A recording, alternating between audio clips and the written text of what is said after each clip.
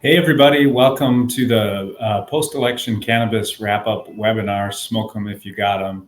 My name is 𝗤𝗏𝗂𝗏. I'm a lawyer, business lawyer here in Portland, Oregon, and I do a lot of cannabis business work as well as commercial real estate work and other stuff. And I've also taught cannabis law and policy, or I used to, and I've just thought a lot about how this stuff works, both here in Oregon and nationally. So I wanted to introduce myself really briefly, as well as my esteemed co-panelists, Pelley and Fred Rocafort. Maybe Aaron, you could start and give a quick self-intro too. Yeah, Pelley. I've been doing cannabis my entire legal career, and since Washington legalized back in 2012, continue to enjoy this work and be doing all things cannabis pretty much the entire time. Really enjoy it. Hi, everyone. My name is Fred Rocafort, and I am primarily a trademark attorney, but work very closely with the rest of our cannabis team on both intellectual property matters and other matters as well. Great. Okay, so thanks everybody for being here. This is being recorded if you miss anything, and you're welcome to type in questions in the chat. We got a lot of questions before this thing even started, so we'll try to get to those if we can. If we don't get to your question, don't be discouraged. We will try our best. A lot of these questions are overlapping and similar. We were talking sort of internally right before this started, and in 2024, most of the cannabis ballot measures didn't go so well, right? Florida, South Dakota, North Dakota all failed. Nebraska passed, but is being challenged in the legal system. And we had a big shakeup federally. And I think we're not going to spend a lot of time doing a post-mort on these things that failed because it's a little depressing. We are going to cover them, but we are going to spend a fair amount of time talking about the go forward stuff. We'll also talk about a couple of minor things. There was an interesting cannabis unionization measure here in Oregon, where I am. And then there was a Massachusetts psychedelics measure that we might discuss briefly because it's related in the sense that it's another controlled substances thing. And then there was some encouraging local stuff that's probably underreported. For instance, in Dallas, Texas, a deep red state, 2/3 of voters approved an initiative instructing local police to refrain from arresting people for marijuana possession misdemeanors. That includes simple possession. And it also says that Dallas police shall not consider the odor of marijuana or hemp to constitute probable cause for any search or seizure. And it's interesting that something like that passed so overwhelmingly in such a deep red state. And it's kind of consistent with current polling, right? According to Gallup, 70% of Americans, including 87% of Democrats and 70% of independents and 55% of Republicans, think marijuana should be legal. Medical use is legal in 38 states, not counting Nebraska. And 24 of those states, which accounts for most of the US population, allows for recreational use. And for the first time ever in this election, both major party presidential candidates supported state or federal legalization. And, Harris had a more developed policy on that, but Trump came out and he supported the Florida measure, which failed. But he also has said he's on board with states legalizing it. Sort of a change in policy tenor there from the last time he came into office. So I guess that's the big picture intro. I would like to get into a few of these local measures, and the big one was Florida. Obviously, that was the biggest one of all. Fred, could you tell us, I know you've written about it, but could you explain a bit about Florida Amendment 3, what it was going to do, why it didn't pass despite netting 55% of the vote? Just any thoughts would be appreciated here. Sure, and I think the first thing to mention regarding Amendment 3 is that the reason it didn't pass is because a 60% vote was required, right? So if you look at some of the other initiatives that we'll be discussing today, that wasn't the case. There is no requirement for such a super majority. So I think, even though, of course, from a constitutional law perspective, the fact remains it didn't pass, and it's not the law isn't going to change anytime soon. But from a political reality, the fact is that more than half, well over half of Florida voters supported Amendment 3. And linking this up with what you just said, I mean, this is a state that voted by quite a significant margin for President-elect Trump. In general, if you look at the voting profile of the state, it is definitely definitely a red state. Let's just say it like it is. And yet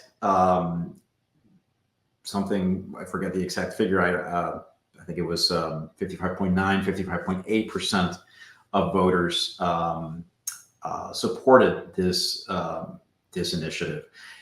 I think that is meaningful in terms not just of what's going to happen here in Florida, although certainly one would hope that our elected leaders will take note of this, if nothing else, because if for no other reason than the fact that politically it's an idea that has legs, it's an idea that has support, and especially politicians at a more local level, the folks that are engaged in more competitive races in certain areas, certain cities, certain districts.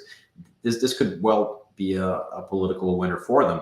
I think also it'll have relevance in other states, especially those states that don't have a 60% requirement, because I think places, and I don't know what the exact rules are, for example, in Texas, but to the extent that people in Texas or other states, Georgia, Tennessee, they look at what happened in Florida and say, well, if they were able to get 55% there, there's no reason why we couldn't do that here in our state.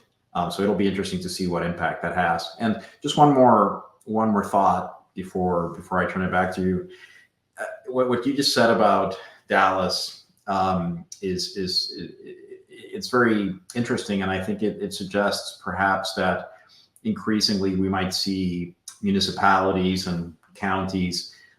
Obviously, they're limited in terms of what they can do, but this may well be a trend where places that are somewhat different politically than the cities and counties that are perhaps more progressive, more open-minded toward cannabis than the state in which they are located, might decide that this is the path forward, to come up with their own initiatives, which again are going to be of limited application, but which could nonetheless have a real practical impact. That measure, if I understood it correctly, just from reading about it, there was one company that pumped a ton of money into it. Is that sort of right? Were there like thoughts afterwards it shouldn't have been done this way, or like if it had been written differently, they could have got another 3-4% of the vote? What's just sort of like a general postmortem, I guess, on it? No, I think that's a great point, and I think that not only here in Florida but in other states, legalization advocates should take a close look at what happened here, and then hopefully learn from some of, let's not call them mistakes, but learn from what happened here. One of the interesting aspects of the vote here is that the state's hemp industry, which is well established, came out against the amendment, or at least significant segments of it. And there were also complaints that because the proposed amendment did not have any provisions for home grow, that was a bone of contention for some people. So it is unfortunate, really, because I mean, it would have been one thing if that vote against the amendment was a solidly anti-cannabis vote, right? I mean, obviously the governor here and his team, they just don't like cannabis, period. They were very clear about that, but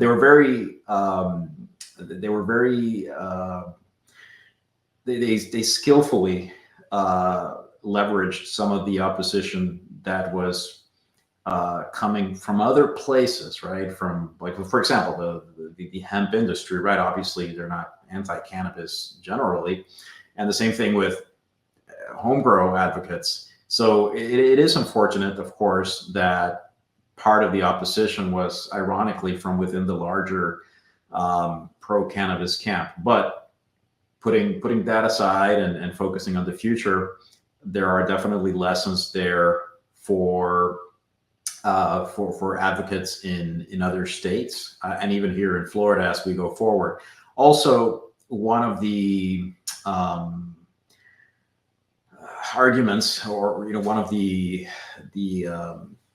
points that was made repeatedly by opponents of the amendment was, the fact that it's being bankrolled by big weed, the fact that it would entrench the existing medical marijuana providers, that it would entrench them in their current dominant position. I think that's a bit misleading in the sense that the amendment did provide. I mean, the language of the amendment made it clear that the legislature could go out and the state could license other actors, right? So it didn't limit the ability of the state to bring other participants into the industry. So in practice, it could have been the measure could have democratized the cannabis market here in the state. But nonetheless, the optics were such that opponents of the initiative were able to portray it as this money grab. And well, I mean, the fact is, right, I mean, you can't get around the fact that it was an extremely well-funded initiative, and that a lot of the money was coming from certain actors who did have a lot to gain. But lesson learned, better to frame things differently and to keep the interests of the regular citizen, right? The folks that are not going to get rich from legalization, right? But to focus on the regular Joes and Janes that could benefit from this initiative. So that's probably a good takeaway for those in other states. That's a good summary, Fred. Let's turn to a couple of the other red states that also failed to pass their initiatives, North and South Dakota. Aaron, did you have a chance to look at those and what happened? Were they close? Anything you got is helpful. You're muted, I believe. That's okay. Thanks. Yeah, no, it's funny. The numbers that we usually see for states that pass are pretty close to what happened in Florida. It's usually like right in that 56-49 range for passing it legally. North Dakota and South Dakota, those numbers did not show up. And it wasn't even, I wouldn't say it wasn't even close, but it was soundly rejected. And so the numbers were against, in North Dakota, where they were going to legalize up to 1 ounce and a household limit of 6 plants, and a pretty robust legalization. It went down 59% to 40. So that's pretty sound rejection. And then in South Dakota, similar numbers. It was about 56% to 43. And also the same thing, recreational use for people over 21. The difference being that they were allowing up to 2 ounces to be in possession. But yeah, majority of the voters opposed those legalization initiatives.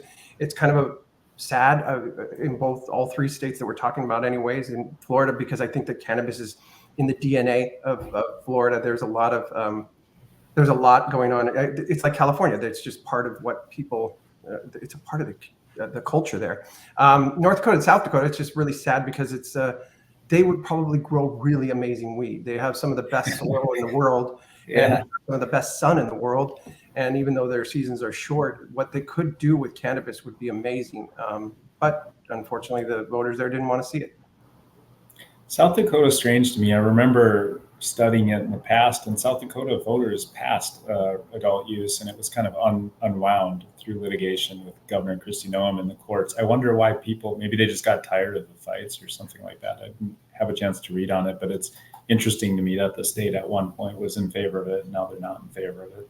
Yeah, agreed. Who knows why? I should talk quickly about the one that did pass. The initiative in Nebraska passed, but is tied up in court. So really, it's not just one initiative either. I should be clear. It's 2 that Nebraskans were voting on. They were called 437 and 438.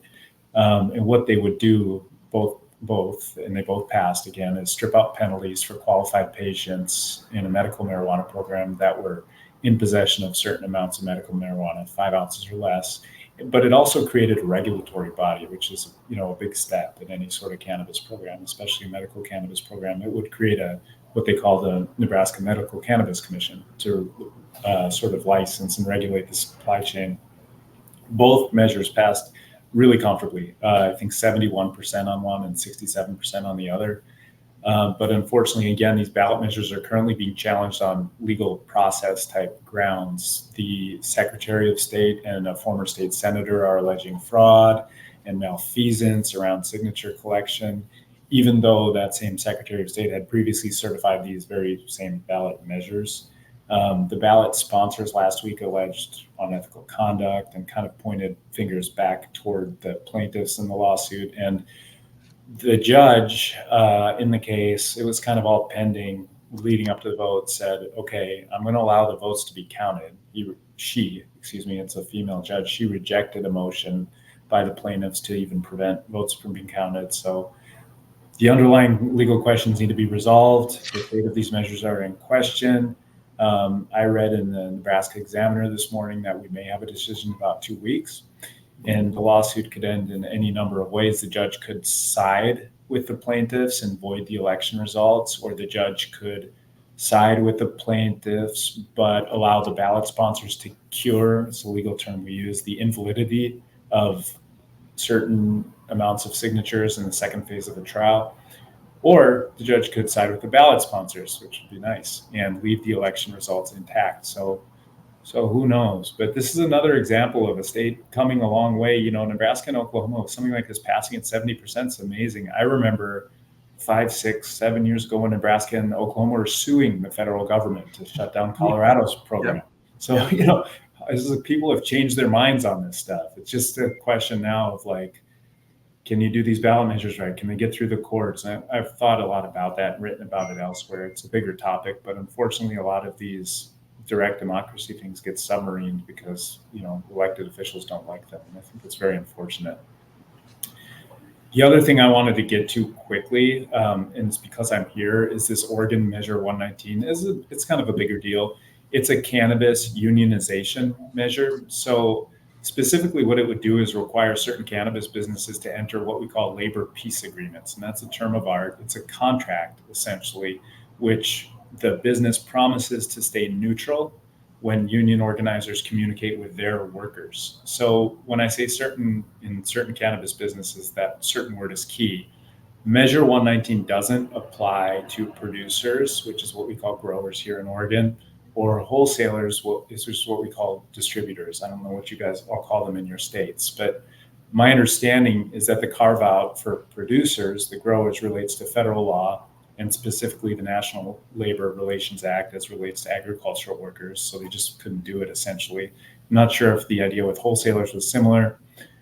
Measure 119 further provides that the retailers and processors who are subject to this are required to remain neutral when the organizations, the labor organizations, are communicating with their employees about collective bargaining rights. And that requirement, I think, is an exposure area for the ballot measure and a potential problem. I've conferred on this with one of my best friends, who's a First Amendment lawyer at the Oregon Department of Justice, as well as another law school classmate of mine who's been following this and is an accomplished labor lawyer. Both of them felt that Measure 119 is susceptible to a challenge under the First Amendment here in Oregon. We have a really broad First Amendment in Oregon, broader than the First Amendment under the federal Constitution. It protects speech in extremely expansive ways, and it would really cut against Measure 119, forcing these businesses not to speak, right? And it's also susceptible to challenge, in my understanding, under National Labor Relations Act law. That thinking, and what I've been told, is sort of consistent with comments that were filed with the Secretary of State pre-election from Oregon's business and industry. There's also a lawsuit going on right now in California challenging a similar type of law. That might be instructive. I meant to look at it prior to today's talk, but I just haven't had time. If anyone wants to Google it, I believe the plaintiff there is an organization called Control-Alt-Destroy. Anyway, let's assume this Oregon ballot measure takes effect and there's no immediate lawsuit or injunction or anything like that. compulsory peace agreements like what's about to be required here aren't anything new in cannabis. It would be something different here in Oregon, but California, for example, has required these for many of its licensees for many years. We had clients struggle with that concept initially, and we saw a few fumbles, but people eventually adjusted, and it's just part of the industry there. So that was I don't know, probably one of the bigger ballot measures that passed. Another one that I thought was teed up, but I didn't really follow it that well, was in Arkansas. Aaron, did you look into that one? It was ballot measure 3. Was it also a court nullified thing, or what happened there? That is exactly what it was. It ended up being that, going back to like at the top when you were talking about percentages, 88% support is what there is for medical right now. So I suspect that if ballot measure 3 in Arkansas did get counted, it would have passed. All of it had to do with medical marijuana and increasing qualified conditions, allowing out-of-state medical marijuana patients to be able to use their cards in their state. And but at the end of the day, there was a name and title issue with it that the court came up against, and they also held that it didn't properly identify certain elements that would be stripping away from Congress or the legislature when passing it. So at the end of the day, it was on the ballot, so everyone voted on it anyways. Well, maybe they didn't, but knowing one way or the other that what they said was they're not allowed to count the votes. So we don't know how well it did or whether it did anything. At the end of the day, they basically came after it for not having clear and comprehensive language that described the bill. Too bad. Okay, so it's another try again state. Yeah. And then I think we'd be remiss if we didn't at least just talk briefly about the Massachusetts psychedelics measure. Fred, did you read out on that one? What happened with that one? Yeah, a little bit. This initiative would have essentially legalized possession of psychedelics in Massachusetts. It would have authorized sales at authorized locations. But it failed. Looking here, almost 57% of voters voted against it. I think, you look at Massachusetts, right? It would seem, based on other indicators, that if there's one state or one of a handful of states that would be amenable to such an initiative, that would be it. And even then, the numbers were, again, 57%, still quite a significant margin against the initiative. So haven't really looked into why that was the case. What is it about Massachusetts that goes beyond what the political numbers would suggest generally? But I think one lazy conclusion might be that the people just aren't ready for such an initiative, at least at the state level in most states. That said, I did see that in some municipalities there was a majority that voted in support of the initiative. That's not terribly surprising, but still, once again, it indicates or suggests that more local action might be the way forward, at least for now, when it comes to this kind of initiative. Oh, I think you're on mute. Got it. Thanks, Aaron. Hey, yeah, I don't want to spend too much time on that just because this is cannabis, not psychedelics, but it's just interesting to see. It's kind of at the trend of these things not working out this cycle. I think I want to reserve the better part of the hour anyway to talk about federal stuff, because that seemed to be the bulk of our questions prior to the webinar, and I'm seeing a few in the feed now too.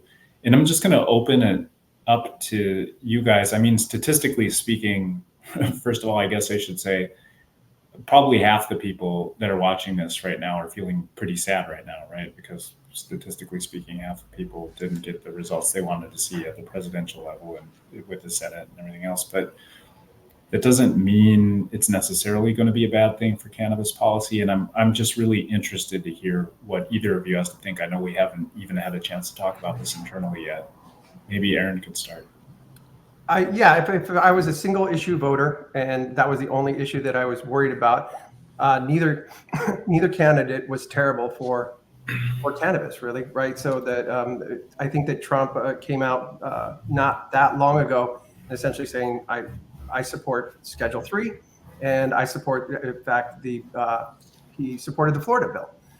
He did throw in there at the end that he wanted to make sure people weren't smoking it in public, and he wanted to avoid getting fentanyl-laced marijuana, which, if you Snopes that's actually just completely not a real thing. You can't consume fentanyl through smoking it in cannabis. It would destroy it. So but it's setting aside that, still, at the end of the day, he's in my opinion, he said those things that say that he's supporting Schedule 3. That's huge for the cannabis industry. I think, Vince, you've written a lot on this and know a lot about how Schedule 3 will impact cannabis on the tax side of things. It's just too big not to want to happen for the cannabis industry. So that makes me hopeful. Will it move at the same pace or with the same, a lot of what these things I feel like hang on is also who he appoints to do what needs to be done. And so just him saying that alone might not be enough. I mean, it can be undermined very quickly by appointments. So I guess in some ways I'm still nervous on how that's all going to play out. Any big picture thoughts from you, Fred? Well, just one on the fentanyl front.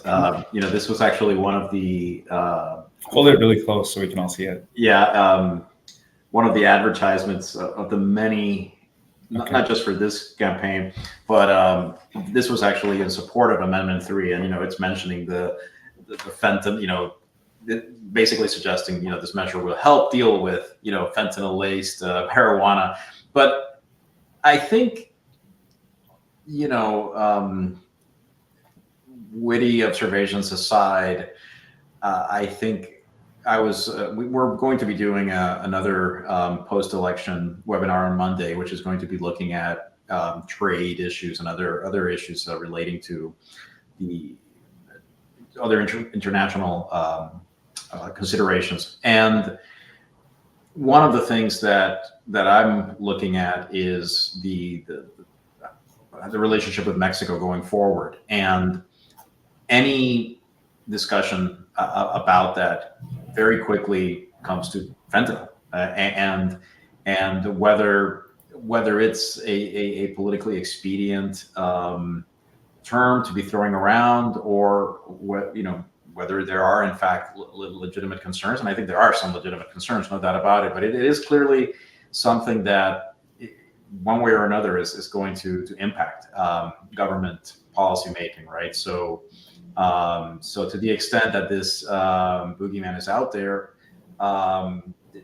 it could have an impact, of some sort. But to your question, I guess my own take on this, and along the lines of what Aaron said, right? I mean, you really have to be looking at the people that are going to be tasked with executing policy. I think that goes really for everything, right? I mean, I think that let's just say that there is a possibility that once he is sworn in, after perhaps an initial period of activity, I could certainly see a scenario where Trump decides that he's going to take a step back and enjoy, go play golf, etc. Right? I mean, re-election is not really, at least for now, is not something that's being discussed. But in any government, right? I mean, obviously this happens, and I suggest, or I suspect, I should say, that the most likely scenario would be that the people that are making the decisions are less, let's say, less amenable to the prospect of legalization than he is. Maybe not, right? The fact that, I mean, in the same way that he has turned out to be an advocate of sorts, and the fact that he, for whatever reasons, came out and issued some relative, some strong support for the initiative here in Florida. There might be others in his orbit, right? That might actually also have that point of view. So it's not a given that the execution at the working level is going to be a negative for the prospects of further legalization. But I suspect that that's really going to be it. I think that we should be wary of focusing too much on what the new president wants, and need to really look at what's going to be happening with the departments. Also, and this is just a general comment, and as a former federal bureaucrat, there is a gap certainly between what gets discussed and decided at the top levels of government and how that is executed for a variety of reasons. So that's another thing to keep in mind, that as orders make their way down through the bureaucracy, priorities change, things get interpreted in certain ways. So all of this to say that we need to have a really comprehensive, we need to look at the government apparatus in a comprehensive way, not just focus on what is being said at the White House. And I think that's especially true with this new administration, because we know that during the last Trump presidency, there were a lot of extemporaneous comments, tweets, etc., and that we're really going to have to look very closely at things beyond the headlines to have a sense of what's going to happen. Yeah, good thoughts from both of you. I agree, especially with what you both said on a lot of it depends on who ends up being in the administration, right? Like, we just don't know yet who gets in Trump's ear and who the appointees are. And it's interesting. You've already seen a few things come out, like RFK was in the news saying he was promised control of the FDA, and we'll see if he gets it. But, he's been tweeting things like, I found this tweet and I wanted to read it because I thought it was fun. He said, the FDA's war on public health is about to end, and this includes aggressive suppression of psychedelics and on and on and on, and other things that can't be patented by big pharma. So, cannabis can be patented to some extent, and it has been, but generally speaking, it's outside of that regime, and what we have going on in the States is far outside that regime. And you would think that would be a pretty good thing for cannabis. We wrote about him incidentally back when he was a candidate and gave him an A or an A+, or I can't remember what we gave him for cannabis, but he's a big pro-cannabis guy. So having somebody like that in charge of HHS and FDA would probably be a good thing.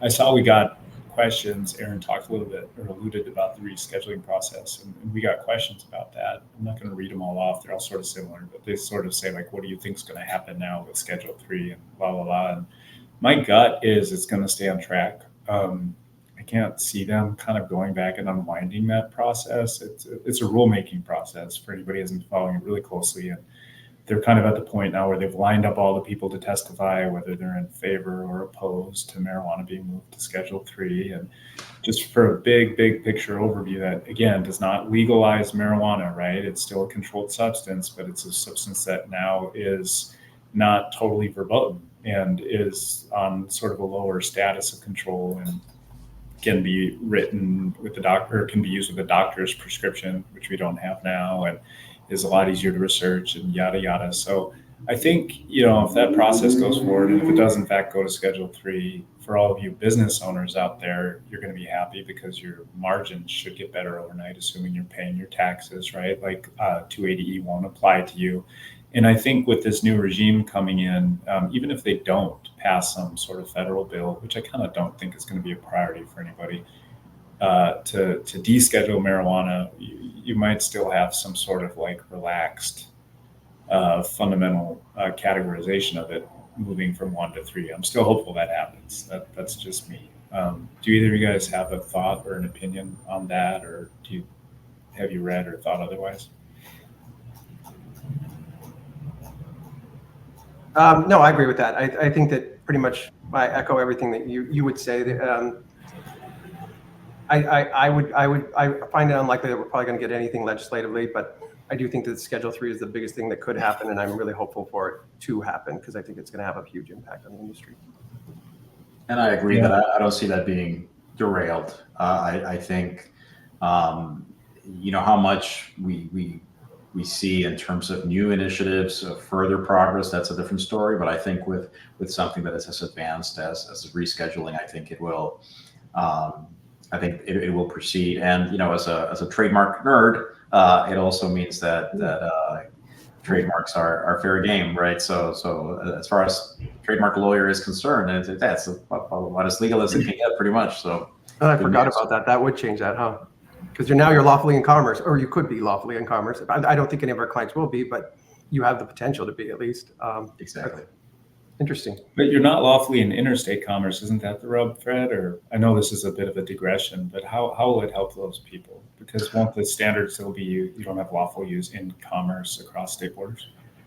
Well, so and again, this is where you start getting into what the questions of what practice is going to look like, and how USPTO is going to deal with businesses, right, that in fact are not operating lawfully, but at least in terms of the actual substance, right? I mean, if you look at and we I've blogged about this. If you have a substance that is classified or is scheduled like a Schedule 3 substance, that is lawful, for purposes of registration, right? So you have there's like I think codeine is Schedule 3. Mm-hmm. And there are some others, right? And there are registrations for those. So, yeah, if you fold in RFK, who's saying he's going to let everything go through, you might have a world where this is real. Like, I mean, I know it's all speculation, but it's interesting. Yeah, I mean, it really is. I mean, and I think it's on a hopeful note, right? I mean, well, let's just again play with that example. Let's say, RFK ends up heading the FDA or HHS or some new department that is created, to accord him the respect that he deserves as a public servant. If he were to, then the desire of that one person to see change come through could have a significant impact, right? I mean, it is true that government, especially the federal government, can be sclerotic, at times, and it can be difficult to get things done. But at the same time, right, when you have agency heads that focused on a particular issue and empowered to act on it, then you could see things happen. I mean, I think unfortunately some of the examples that we can think of this are not necessarily are of a different nature. So, for example, we could expect DHS to be given very clear mandates and powers to do certain things with regards to undocumented migrants, etc. But the same can be true of something like cannabis, right? I mean, if someone like RFK Jr. or someone else is given, I mean, as someone pointed out in the comments, I mean, Elon is obviously a cannabis advocate, and it is expected that he will have some sort of voice in the new government, right? So yeah, it may just happen that you have enough interest in making this, in actually changing the rules of the game when it comes to cannabis. The flip side of that I would say, though, is when you look at the folks in Congress in particular and having to go back to their districts, and I mean, for some of them, it might actually be a winner, to say, look, I'm in favor of easing up on cannabis, but there are going to be some of them that might realize that, well, it's better to maintain that hard line. So even if you have all this traction in Washington, there might still be pushback, from some of the folks in government. So it'll be interesting to see what happens. Our own Dan Harris, I think that's our Dan Harris, asked on here, and it's really related to what you're talking about. What's going to happen internationally with cannabis? I assume if it goes to Schedule 3 imports and exports, I think it'll be easier to import and export cannabis because it'll have what we call CAMU, currently accepted medical use, right? And under treaties, I don't want to get way into it's a like complex legal regime and analysis, but you'll have something that fits under the UN single convention protocols as well as domestic protocols, and you could at least import, export medical marijuana in a way that you can't now. And that's my understanding of it. You wouldn't be able to probably, again, like export your rec flower from Washington State to Denmark or whatever you want to do. It's a little bit different, but it's going to ease it up to some extent. And then somebody else had a question early on. Thanks for the first question on the live webinar about hemp, where he said, Tanner Barris said, do you see it likely that the Farm Bill will pass prior to the congressional change in January? My answer to that is who knows? Honestly, who knows? It seems sort of unlikely. I was talking to a lobbyist who's actually working hard on this in DC a couple of weeks ago, and she said, who knows? And I just think that's sort of the consensus. I think it's really, really hard to pass anything through Congress right now, but it's looking like possible, very possible that we'll have a unified House and Senate and presidency, in which case it might pass next year. The Farm Bill, by the way, is a big deal. It's not just a cannabis thing, right? Like we always talk about it in the context of hemp and everything else, but that's just such a tiny little bit of the Farm Bill. So it is important that it passes. It deals with the nation's entire food supply. And unlike a lot of cannabis bills like safe banking and stuff that tend to get like backburnered and don't ever really have to pass for any sort of urgent like national reason, the Farm Bill does. And it's overdue. So do I think it's likely it will pass prior to January? I don't know, like flip a coin, and truly nobody knows. But do I think it's going to pass next year? Yeah, I do think it's going to pass next year because it has to pass. I don't know, Aaron's laughing. Am I right, Aaron? Oh yeah, you're right. Anybody that says that they know for sure is probably not being very truthful. It's that. Yeah, they're trying to sell you something probably. I'm trying to raise money. They're trying to get money for their hemp company. We've been talking a lot about marijuana, not about hemp. I'm not hating on the hemp people at all, but I'm just saying like that's just a tea leaves thing, and I wouldn't bet on it either way. I think a lot of people also asked about federal legalization, and I feel like it is the same. Yeah.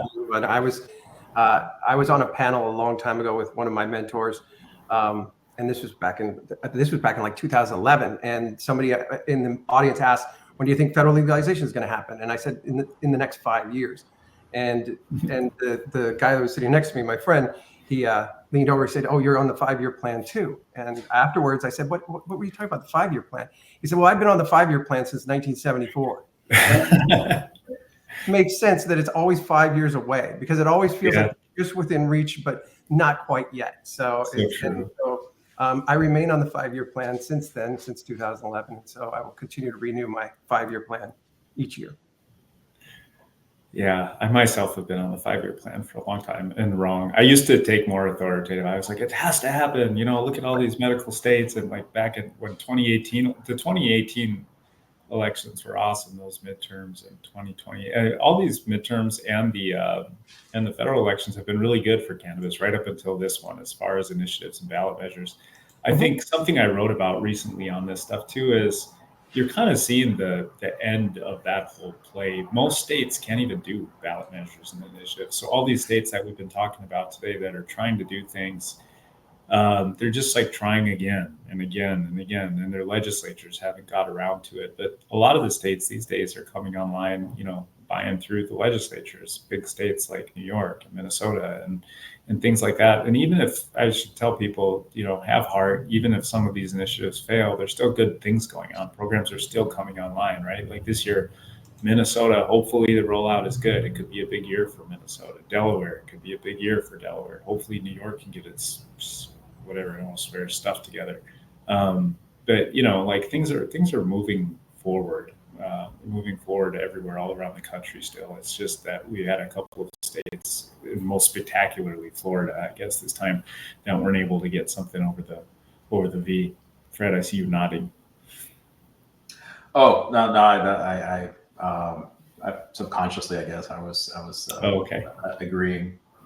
I think that federal legalization is kind of a double-edged sword anyways. In a lot of ways, it's, we've really enjoyed in these states that we're in, a lack of real competition at the federal level, which would invite that, at least in some sense or another. And so like the fact that we have these protectionist bills that have created these states that have been great, but they've also been kind of terrible, right? Because now it's like basically being in Wisconsin and not being able to sell cheese outside of Wisconsin. You're going to have the best cheese in the world, but who cares? And I think the West Coast, we grow the best weed in the world, but we can't give it to anybody else. And if we could, it would just change everything. And it's like, we don't produce too much cannabis. We just produce too much cannabis for our state. And once, that opens up, I think it'll change a lot.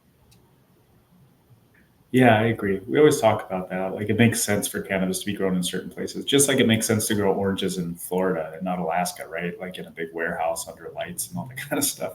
That's sort of what's going on in cannabis and all these balkanized programs in state markets. It's really bizarre. It'll be interesting when things open up. And there'll be interesting work for you, Fred, with like appellations and people trying to protect certain strains and terroirs, or however you pronounce that word. But again, we're all on this 5-year plan. I just, I've been like you, Aaron. I've said it forever and ever. And I can see, thanks guys for the questions on that. Like, several of the questions are, when is it going to be legal and when is it going to happen? And I don't know. I think we're being honest with you when we say nobody knows, and you shouldn't trust anybody who says that no. I don't think Donald Trump knows. I don't think anybody knows. Yeah. People are asking too specifically about CBD, which is, I assume you're talking about hemp-derived CBD. You're asking about access to banking, ability to advertise. Let's say you're talking about hemp CBD. It's a little bit nuanced. Hemp-based CBD is not quote unquote illegal under the Farm Bill. So you should be able to bank and you should be able to do all kinds of things. The area that crosses the line, at least in the FDA's reading of the Food, Drug, and Cosmetic Act, is you can't put it in food and you can't put it in drinks. You can put it in topicals. You can do other things with it. So I don't know. If you're telling me you're like a CBD beverage business and the FDA doesn't like it and wants to be conservative and won't bank you, then maybe nothing's changing anytime soon.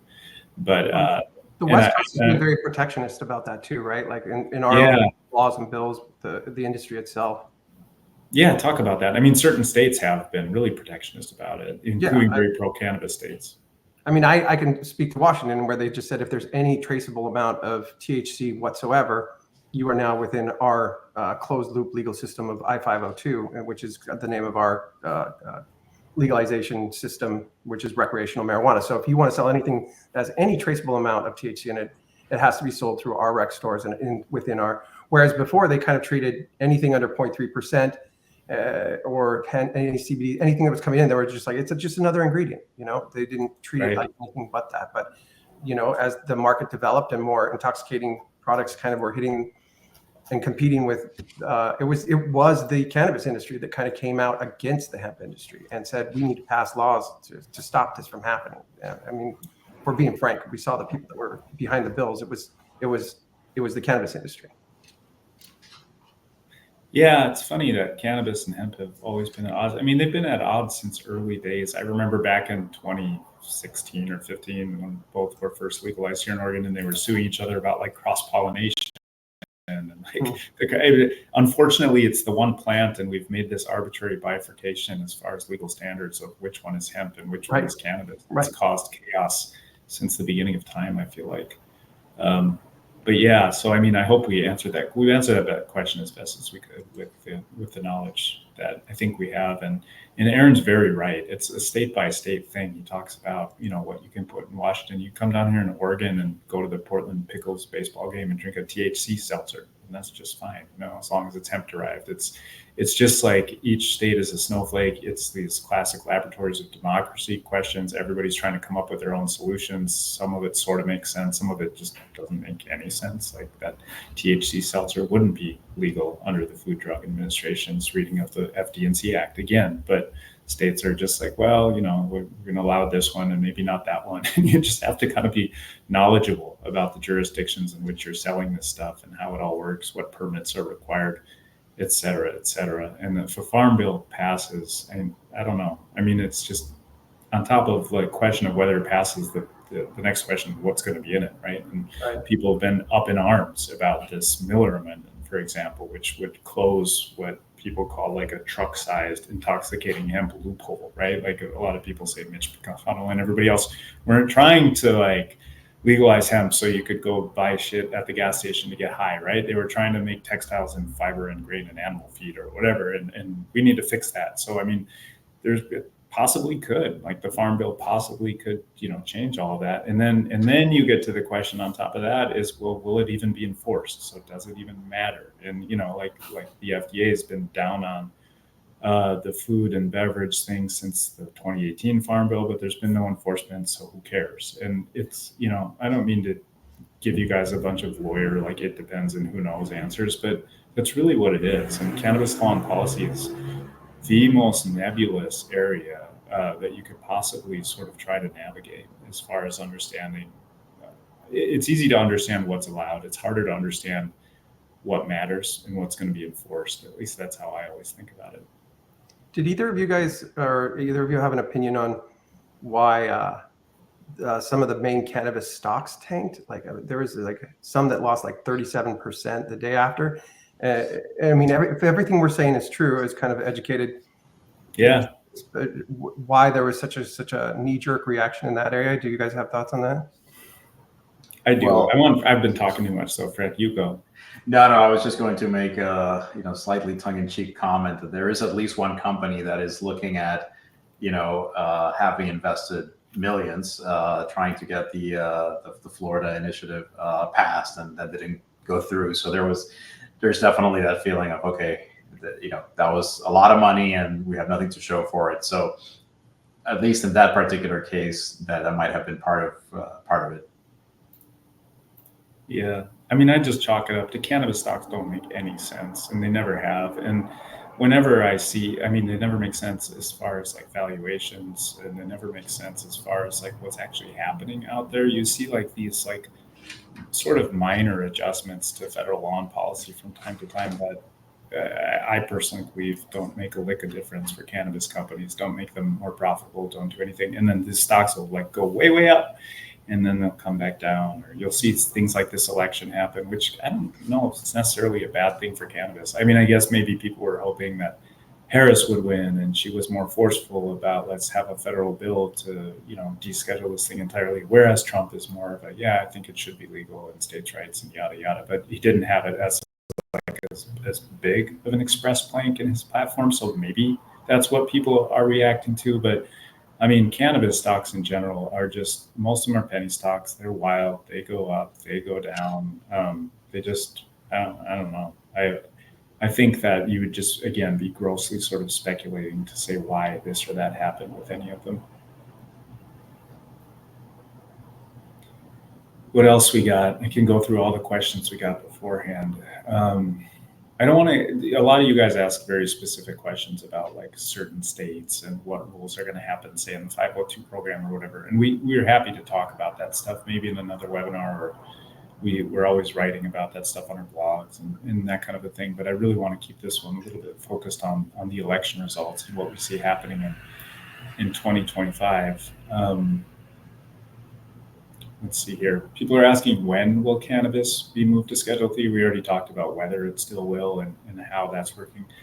That's another one that's a little bit up in the air. Some people were disappointed recently that hearings were postponed a bit, which I've explained to others is just a sort of a normal litigation and procedural thing. People were up in arms about it, but hearings were postponed till early 2025. So we now know with absolute certainty that it's not going to move to Schedule III before Biden leaves office, right? It is going to be under this Trump regime if it happens. The hearing dates aren't fixed yet. The judge asked people, all of the participants who were picked as witnesses, there are 25 of them. He asked them, when will you be available in January and February? So they're sorting out those dates as well as related issues of conflicts of interest and stuff. I assume the hearings will start at some point in late January or February. The hearings could stretch out for a while. I doubt they'll be just a day or two, and the judge could, take a few weeks off from time to time, take rest and request additional supplementary information, yada, yada. After the hearings are concluded, the judge might take a while to make a decision, as judges often do. I mean, sometimes judges take weeks, sometimes they take months to consider it. And this is a huge, huge record, right? Like, I think there were, I'll get it wrong, something like 70,000 comments and all of these written submissions and all of this testimony that's about to happen. And then it could get litigated. Like, even if the judge says, all right, yep, I agree with HHS, Schedule 3 is what we're doing, somebody could sue, right? And they could try to stop it, and they could try to do this, try to do that. So you asked for a date, a when date. If you forced me to guess, if you like held me at knife point and said, you have to pick a date, Vince, I would say April or May, right? But I've also been a 5-year plan guy on the federal stuff forever and ever. So there you go. That's my answer. And I don't know if you have anything to say there, Aaron. No. I'm right there with you. It really is still a bit of a guessing game, unfortunately. It's a guessing game. So it's a good question. Whoever asked that question, it's a great question. It's a question I ask myself all the time, and I wish I knew the answer, but I don't. I'm looking at anything else that we should get to. Do you guys have any sort of closing thoughts? I know we're right up against the hour, and I don't mean to not answer a lot of these questions that were submitted, but they're also similar and they tend to overlap a lot. No, somebody asked about rescheduling and changing CBD business owners' access to bankings. And I still just kind of with that, I mean, hemp, a lot of people are going and saying, I'm doing hemp in the way that the FDA has already approved. I'm just doing topicals. And banks are still kind of unilaterally like, you know what, we don't want to figure it out. And just saying no to everybody all the time. Yeah.